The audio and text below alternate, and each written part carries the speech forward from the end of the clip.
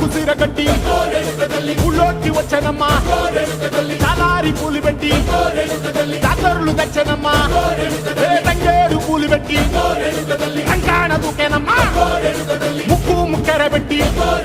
లోకాల నెలనమ్మా ముందార చూడంగా మున్నూరు కన్నులమ్మా ఎనకాల చూడంగా ఏనూరు కన్నులమ్మా సాధు సిద్ధులంతా సాగిల బట్టరమ్మా మహారాజు రాజులంతా మొగారిల్లిరమ్మా